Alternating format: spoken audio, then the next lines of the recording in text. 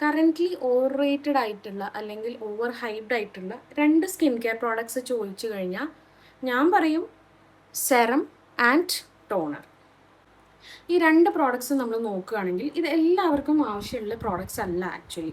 നിങ്ങൾക്ക് എന്തെങ്കിലും പ്രത്യേകിച്ച് കൺസേൺ ഉണ്ടെങ്കിൽ മാത്രം നിങ്ങൾ സെറം യൂസ് ചെയ്താൽ മതി. അതല്ലെങ്കിൽ ഒരു ആൻറ്റി ഏജിങ് പ്രോപ്പർട്ടി ഉള്ള ഒരു പ്രോഡക്റ്റ് വേണം. ആഫ്റ്റർ 35 ആഫ്റ്റർ 40 നിങ്ങൾക്ക് ആൻറ്റി ഏജിങ് വേണമെന്നുണ്ടെങ്കിൽ മാത്രം നിങ്ങൾ സെറം യൂസ് ചെയ്താൽ മതി. അതല്ലെങ്കിൽ നിങ്ങൾ ഭയങ്കരമായിട്ട് ആക്നെ മുഖക്കുരുള്ള ഒരാളാണെങ്കിൽ, ഹൈപ്പർ പിഗ്മെൻറ്റേഷൻ ഉള്ള ഒരാളാണെങ്കിൽ മാത്രം നിങ്ങൾ സെറത്തിലേക്ക് പോയാൽ മതി. നോർമലി എല്ലാവരും സെറം ബ്ലൈൻഡായിട്ട് സെറം യൂസ് ചെയ്യേണ്ട ആവശ്യമില്ല. എസ്പെഷ്യലി നമ്മൾ കൊമേഴ്ഷ്യലി നോക്കുമ്പം എവിടെ നോക്കിയാലും ആളുകൾ സെറം പ്രൊമോട്ട് ചെയ്യുന്നുണ്ട്.